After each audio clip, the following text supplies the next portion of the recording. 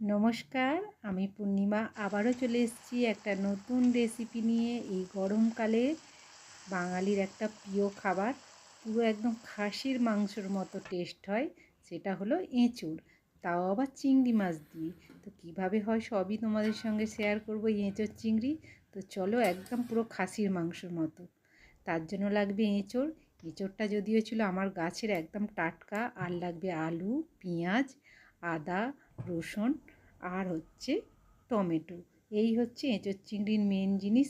আর এঁচোড় চিংড়ির জন্য আর কি লাগবে বলো তো বন্ধুরা? চিংড়ি মাছ। এই দেখো, চিংড়ি মাছও এসে গেছে। এখানে প্রায় 300-র মতো চিংড়ি মাছ ছিল, পরিষ্কার করে নিয়েছি একদম সুন্দর করে। এবারে এঁচোড়গুলোকেও সুন্দর করে কেটে নিয়েছি, পেঁয়াজ, আলু, মশলা সব রেডি করে নিয়েছি। এখন এঁচোড়গুলোকে আমি একটু ভাপিয়ে নেবো, নুন আর হলুদ দিয়ে সুন্দর করে ভাপিয়ে নেবো, নাহলে এঁচোড়গুলো না একটু শক্ত শক্ত লাগে। তাই এঁচোড়গুলো ভাপাতে দিয়ে এদিকে আমি কড়াইতে তেল দিয়ে দিয়েছি। দেখো, এবার আমি আলুগুলো সুন্দর করে তেলে ভেজে নেব। আলুগুলো সুন্দর করে এদিকে ভাজছি, আর ওদিকে মশলাটাও রেডি করে নিয়েছি। এবার আলু ভাজা হয়ে গেছে, এবার চিংড়ি মাছগুলো ভাজতে দিয়ে দিয়েছি। দেখো, চিংড়ি মাছগুলো এবার সুন্দর করে ভেজে তুলে নেব। দেখো, চিংড়ি মাছ আমার ভাজা হয়ে গেছে, দেখতেই পাচ্ছ একদম সুন্দর করে লাল লাল করে ভেজে নিয়েছি। এবার এঁচোড়গুলো ওই তেলেতেই ভেজে নেব। এঁচোড়গুলো না ভাজলে না কিরকম একটা গন্ধ লাগে, আমার তো লাগে। এখানে আলু ভাজা হয়ে গেছে, চিংড়ি মাছও ভাজা হয়ে গেছে। এবার এঁচোড়গুলো সুন্দর করে ভেজে এবার মোটামুটি ভাজা আমার হয়ে গেছে। এবার তুলে নিয়ে ওই কড়াইতে খানিকটা তেল দিয়ে দিলাম। প্রথমে একটা তেজপাতা, কিছু গোটা জিরে ফোড়ন দিয়ে দিলাম, আর কিছু গরম মশলা দিয়ে পেঁয়াজগুলোকে ঝুড়ি ঝুড়ি করে নিলাম, হাত দিয়েই ম্যাশ করে নিয়ে আগে পেঁয়াজগুলোকে সুন্দর করে ভেজে নেব। দেখো, পেঁয়াজগুলো একটু হাত দিয়ে ভেঙে নিয়েছি। পেঁয়াজগুলোকে এবার নেড়ে চেড়ে সুন্দর করে ভেজে নেব।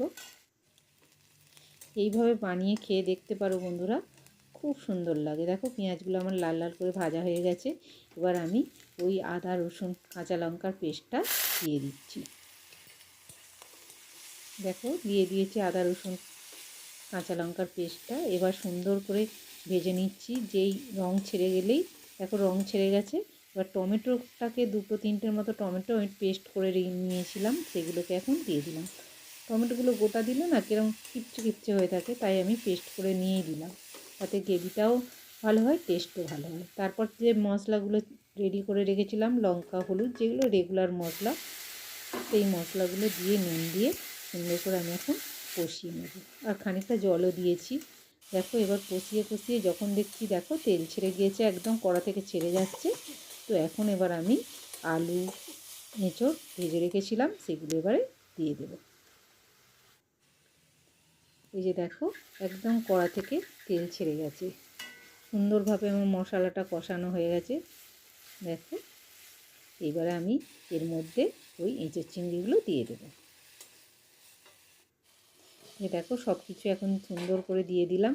এবার ভালো করে কষিয়ে নিতে হবে, যেমন মাংসকে সুন্দর করে কষায় এই রকম নেড়ে নেড়ে চাপা দিয়ে দিয়ে সুন্দর করে কষিয়ে নিতে হবে, একদম পুরো খাসির মাংসর মতো।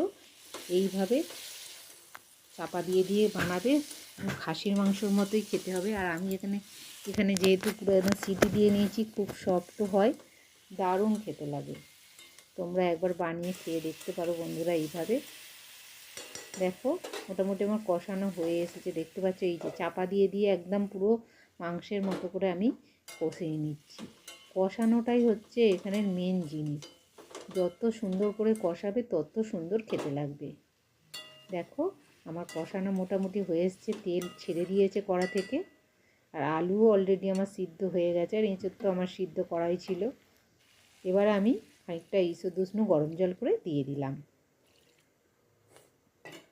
আর এঁচোড় তরকারি তো ঝোল ঝোল হবে না, গামাখা গামাখা হবে।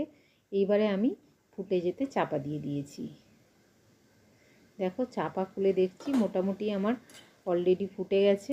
তো এবারে আমি যে চিংড়ি মাছগুলো ভেজে রেখেছিলাম, এবার চিংড়ি মাছগুলো ওপর দিক থেকে সুন্দর করে দিয়ে দেব। দিয়ে আবারও চাপা দিয়ে দিলাম। এই 10 মিনিট মতো চাপা দিয়ে রাখবো।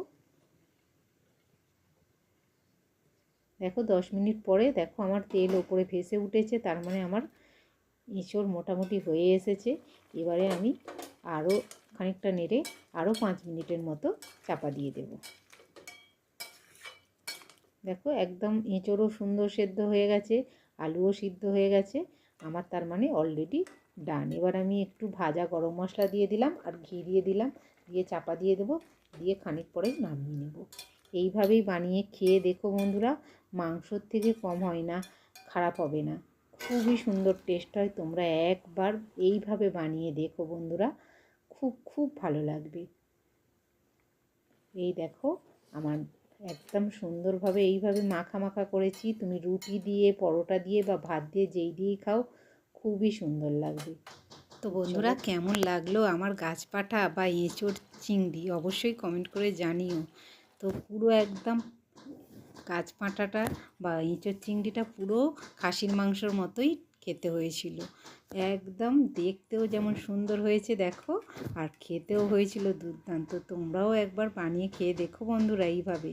তো দেখো দেখা হচ্ছে পরের ব্লগে। কেমন লাগলো অবশ্যই কমেন্ট করে জানিও, ভালো লাগলে